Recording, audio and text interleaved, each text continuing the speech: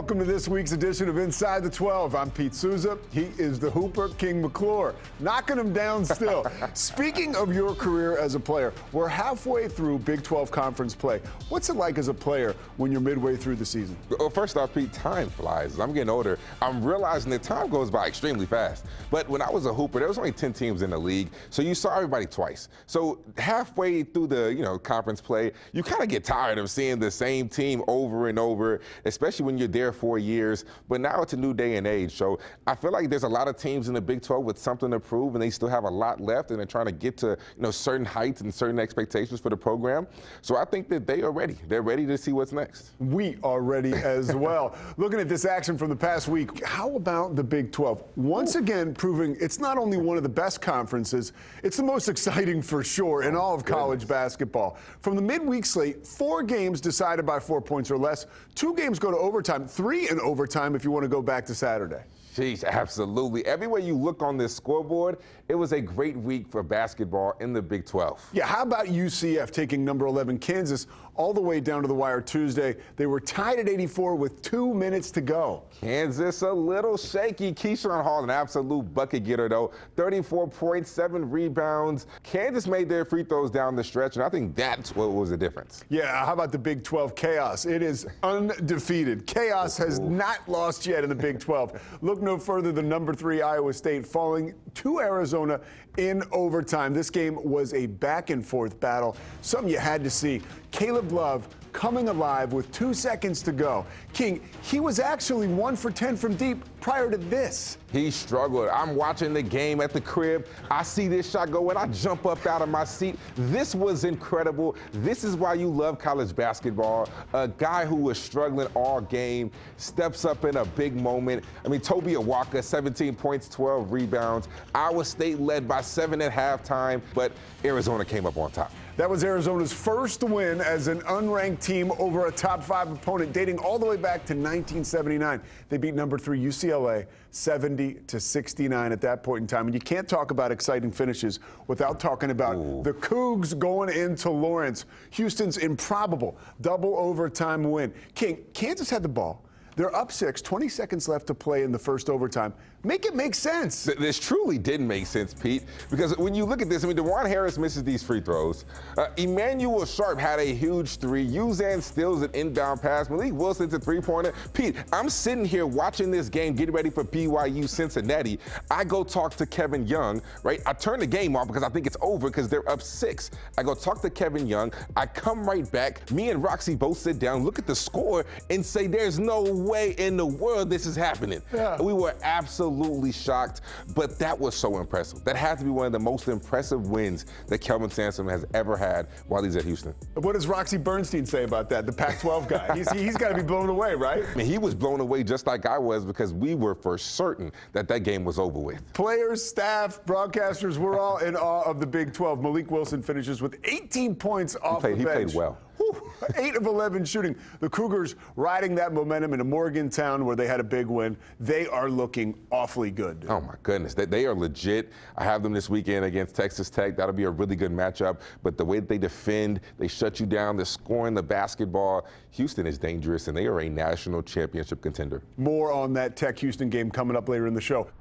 From teams who expect to be dancing come March to a couple on the bubble. BYU and Arizona State are right there in the mix, and they both got much-needed wins this past week. Now, you want to start off with BYU, right? They had a tough start to conference play. The Cougars have now won 4 of their last 5 games, though, and 14-6 on the season. King, you were there. Their last 2 games. Most importantly, that win at home against Baylor on Tuesday. Let's start with that. What did you see from BYU that you liked? Well, first and foremost, they are extremely hard to play against when they are on their home floor. They have one of the best home court advantages that I didn't realize until I was there in person. 18,000 deep. There's not an empty seat. I mean, this past Tuesday, Cannon Catchins went absolutely bonkers against Baylor. He had a really good performance, but I've been so impressed with Yegor Demon. I mean, 15 points per game in the last 2 games, the way that he is scoring it better, the way that he is able to dish it out. We always knew he was a great passer, but his passing has really stood out.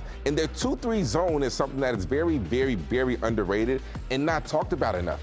it is hard to play against when you have Yegor Dimon at the top along with Richie Saunders, or you put Mag at the top. That's two guys who are about 6'6", 6'7", with a lot of length, and their arms make it hard for you to really see around them. It's very reminiscent of what we saw at Syracuse with Jim Boeheim and how long his teams were. That defense is hard to play against, and they're starting to make shots.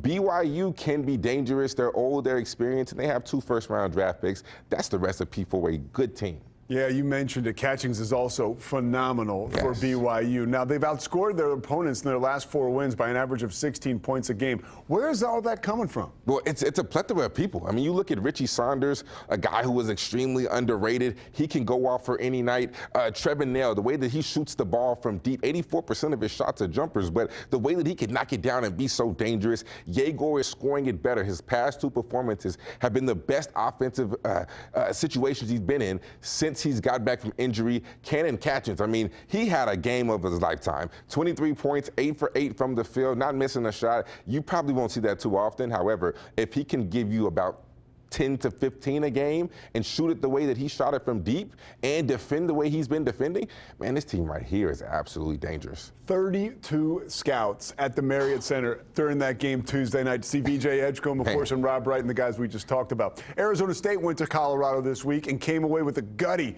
70-68 victory, and they did it without some of their key players. Jaden Quaintance, a freshman sensation, just 17 and a half years old. He is out with a foot injury. And BJ Freeman, who's been their scoring machine, was injured just 4 minutes into the game. He did not return. You see Freeman right there. Yeah, Freeman leads the team in scoring with 13 points per game. But when players are hurt, the team needs to step up. And Adam Miller did that. 18 points, 4 rebounds in 39 minutes. Sean Phillips, 13 points, 9 rebounds, blocked the potential game-winning layup with 8 seconds remaining. I'm going down a dark alley. I'll take Sean Williams. I'll take you after him. But that guy is a nasty dude. Arizona State has won 2 of their last 3 games, but at 12-8, they're going to have to pick up some ground. How do they keep this momentum going? It's very, very simple. They'd have to get healthy. They need Sandin back. They need Quaintance back. When they're healthy, they're a good team, but they have to get healthy. Yeah, getting healthy is the hardest part. We talked about Freeman. Coach said he was walking fine in the locker room after the game, so Bobby Hurley obviously hoping to get him back. Now, we're just getting started. Next up, the Big 12 Women's Hoops Insider, Ann O'Neill, is back joining the show to break down which women's teams are on the rise and preview the exciting weekend of action across the conference. More coming up on Inside the 12.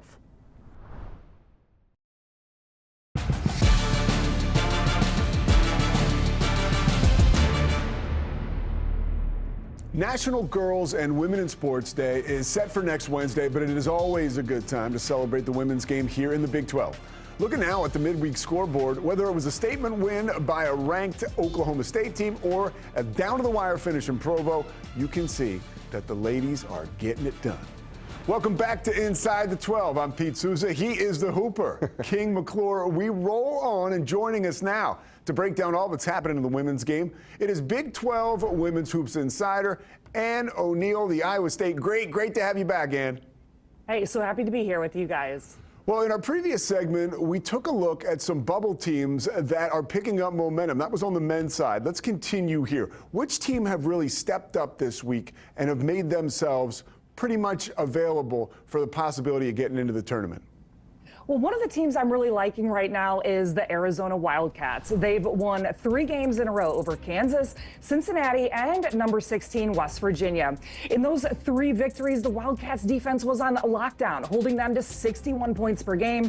And offensively, they were on fire, shooting 50% from the field, 40% from 3, and had 16 assists. I love the balanced team effort, and in each one of those 3 wins, they had 4 players in double figures, including Paulina Paris and Skylar Jones. But it starts with the sophomore point guard, Jada Williams. She is consistently playing over 35 minutes a game, shooting the ball well, and y'all, she just brings that juice for the Wildcats. This is a young Arizona squad, but Coach Barnes has them playing their best basketball. They're on that upward trajectory, and you're really starting to peak at the right time for Big 12 play. I was doing the men's game at Tucson, and I saw Jada Williams pass me in the hall, and I was like, Jada.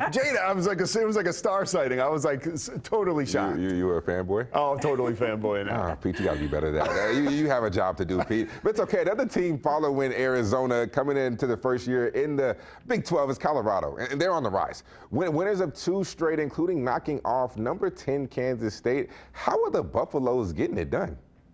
Well, they execute for 40 minutes and just win big games. That win over Kansas State, it was their second ranked win of the season. In every game, the Buffs have a different player who step up and impact the game in a big way. Versus Kansas State, it was forward Jade Masagayo, who had 13 points, 7 rebounds, and 4 blocks. A huge game, but was really a disruptor defensively. And versus BYU, we had Naomi Drew. She led the Buffs with a season-high 22 points, shooting 8 for 11 from the floor. And we got to give a quick shout out to a 3-point sniper, Frida, aka Frida Foreman, for hitting her 300th field goal in a Buffs uniform. It's the first one, either men's or women's, from Colorado to hit that milestone. So Colorado want to keep that momentum going when they face Texas Tech on Sunday on ESPNU.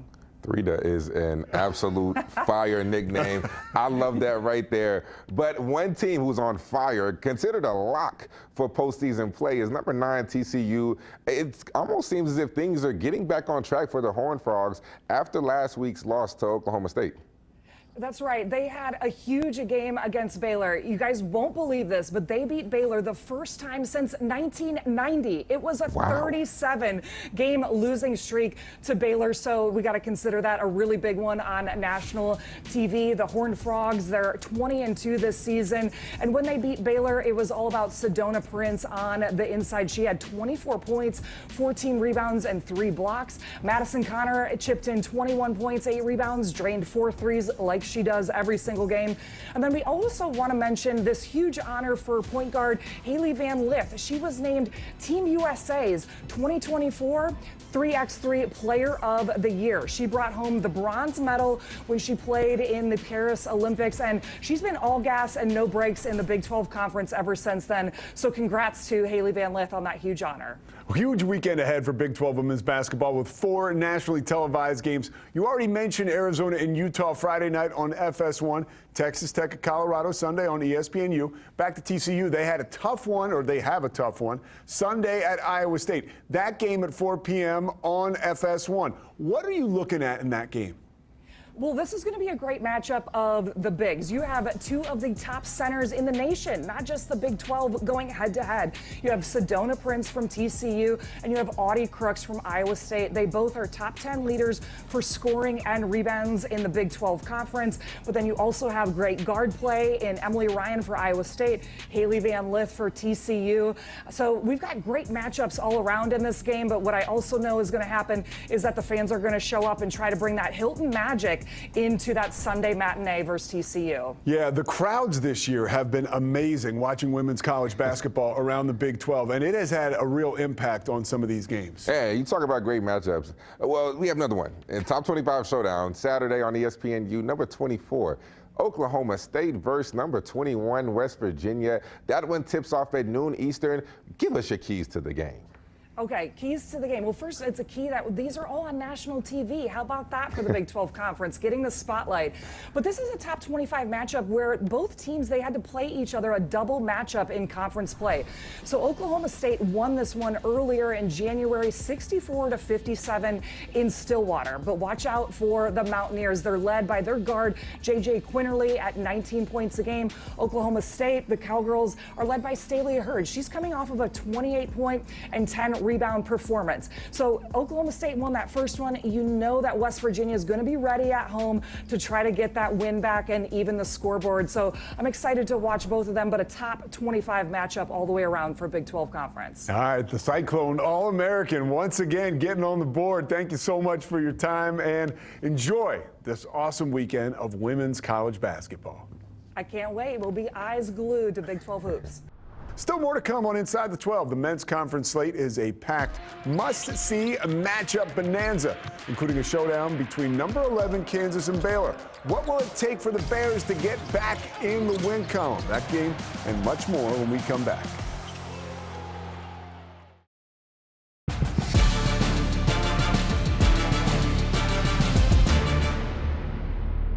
Welcome back to Inside the 12. He is King McClure. I'm Pete Souza. King, another awesome weekend of Big 12 hoops coming our way. I mean, just look at this. We've got in-state rivalries, a top 25 matchup, 4 nationally televised games on Saturday, wall to wall. Let's start with that in-state rivalry, Arizona and Arizona State, 1 p.m. on CBS. Caleb Love's supporting cast because he has done a better job. I've seen them a couple times, saw him last Saturday, of letting the game come to him. And if he's having trouble getting the ball or getting shots off, he's been able to find other guys and get them involved. That's been a huge deal. Yeah, I think that's the biggest difference from him in North Carolina and him in Arizona is that he's no longer forcing shots. He lets it come to him. I know he struggled. He was 1 for 10 before he hit the crazy, 55-foot shot that hit in overtime. However, it's the fact that the majority of those were open. He had good looks. He wasn't trying to hunt, wasn't trying to force. He had good looks. They just weren't falling. He's no longer Caleb Love the chucker. He's Caleb Love that is playing the right way, playing within Tommy Lloyd's system. And I think that's why we're starting to see him have success. Yeah, and we've seen him get other guys involved like Toby Awaka, like KJ Lewis. And they're now so engaged, right, playing great defense because they're getting the ball offensively. All right, we talked about it earlier. How can Arizona State win this basketball game? Well, they need Quainton or Sandin to come back, and if not, they need really, really big performances from Mason and Miller. I mean, I think those two guys have to be huge, and Miller has to have a big game. That Miller versus Caleb Love matchup I'm paying attention to, but if Miller can have a big game, they have a chance. Yeah, I'm looking forward to that one. Number 11, Kansas at Baylor. That's 4 Eastern time on ESPN. The Jayhawks escaped a tight one at UCF at home. Now they are on the road. How can they get the jump on the Bears? You have to attack the front court of Baylor. When you look at their front court, they're extremely thin. They really have one true big in Josh Ojanwuna. And him versus Dickinson, he's not a great defender. We've seen him have really good performances. The game against Arizona State, when Baylor played, he was really, really great. But other than that, he's not a good defender. He has all the tools, but he's not there yet. He has the potential to be, but not there yet. Norchad Omier gets in foul trouble a lot. We saw that in the last game against BYU. He has to play smarter. But I would attack the front line of Baylor. You get them out of the game. There's no backup big. Omir's the backup big. If he goes out the game, Celestine is coming in. They are very thin in the front line. Look for Bill Self to use and utilize Hunter Dickinson to really attack and put pressure on the front line of Baylor. Dude, didn't you go to Baylor? Why are you giving away all the secrets? Bill Self is watching this right now. He's going to be writing it down. All right, VJ Edgecombe, 6 of 8 from 3 in that loss to BYU. How has he gotten so much better at shooting from the outside? Is that hard work? Is that just it was always there? Yeah. It was always there. And one reason why you can tell it was always there is because you look at his percentage from the free throw line. You look at how good of a free throw shooter he is. That's really a good indicator. That's a good tell-all sign. If you want to know how good a guy is from deep, really, despite his numbers, look at his free throw percentage. If you can knock those down, you have good touch around the rim. That means you can really, really shoot. That's how they typically judge real shooters, They're not worried about the three-point percentage. It's more so free throw percentage. So I think that when you look at that and you look at now, it's just a matter of it's finally translated. Yeah. He's finally gotten to see a few go in, and his confidence is growing. He's learning how to score on a collegiate level, and he is phenomenal. No doubt in my mind, he is slowly rising. I don't know if he's going to go over Cooper Flagg, but Ace Bailey, Dylan Harper, be on the lookout because VJ Edgecombe is coming for your spot. I was talking to our boy Fran Fraschilla this morning. He said, don't be surprised if he were to go 2 or 3 in the draft. Do not be surprised with the way that young man is playing. All right, we have to take our final break, but when we come back, we got some more games to preview, including a top 25 Lone Star State showdown between Texas Tech and Houston. King will be there. Can the Cougars stay perfect through conference play? That is next on Inside the 12.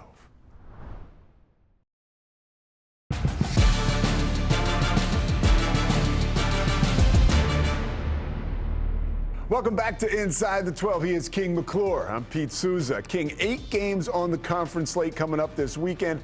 We already hit you with 2 big nationally televised matchups, but how about 2 more? It is What to Watch, which is presented, as always, by Children's Health. We get it started with Farmageddon on the court. That's right, Kansas State and Iowa State, 2 Eastern on ESPN2.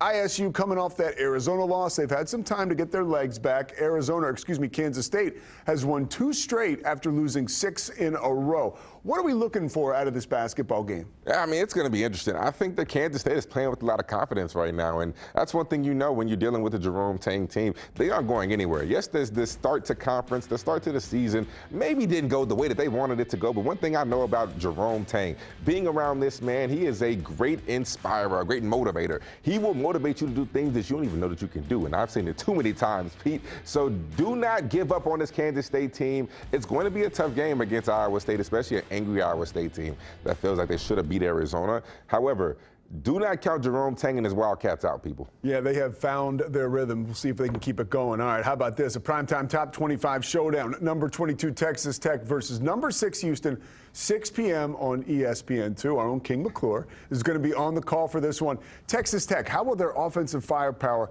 match up to that Houston defense? Well, Pete, this is one of these games where play calling is not necessarily going to work. Let me talk to the camera right here. Play calling is not going to work. In order to have success against an aggressive Houston defense, I remember when I played against West Virginia, the most similar thing to what we'll see this Houston defense replicate, right? They will press Virginia, Javon Carter. When you play in games like this, play calling goes out the window. Your guards have to make plays. Christian Anderson has to make a play. Chance McMillan's going to have to make a play. Darion Williams, if he plays, is going to have to make plays. They're going to have to be able to get downhill, create for their teammates, and at the end of the day, make shots. I know it sounds simple, but you got to make shots in order to beat Houston. But your guards have to get into the lane and not be afraid of the pressure. Dating back to last year, the Cougars have won 18 straight in the conference. How can Houston get it done? Well, they have to impose their physicality on Texas Tech. Texas Tech is extremely good. Their offense is one of the best in the Big 12. But physically, when it comes to the physicality of Houston, it's hard to match up. I think that if Houston can send him a few punches early. Like my man Fran Schiller loves to say, he got punched in the mouth and he didn't respond, right? Yeah, Houston's going to come out and punch you in the mouth. How will Texas Tech respond? Will they be able to man up and match the physicality of Houston? If they can, I think Texas Tech has a chance. All right, well, what about a matchup you're excited about to see in person? The bat, I love the lefties. Jawan Roberts, JT Toppin, both of these guys are phenomenal. JT Toppin might be a little bit better of a scorer and can probably step out and shoot it from deep a little better. But they do the same thing. One-on-one on the low mid post in the block. They get into the right shoulder. They'll bump you off a little bit. They explode high. They defensively, they can protect the rim. I mean, they are very, very similar. To see these two guys match up in person, I'm looking forward to it. Jawan Roberts gets better every single game. It's amazing. And he's like 28. Well, what about his game has improved the most? It's his ability to be able to read the defense. I think last year they played so much through Shed, and Shed was the person that initiated the offense. But I think that this year they're playing through Jawan Roberts, not necessarily for him to score, but okay, if I back you down, now I can make the read if you send a double. I make the right pass, I make the right play, but he knows when to attack versus when to score. And Kelvin Sampson trusts him enough to be like, hey, you're our guy right now. You're the person who we're going to play through, and you make the decisions on the block. Not too many guys in the Big 12 can do that, but Jawan Roberts can. So I think that's the area where he's gotten better the most. Something special going on in H-Town for sure right now. And that's all the time we have for King McClure. I am Pete Souza. Enjoy your weekend of Big 12 hoops. We will see you next time on Inside the 12.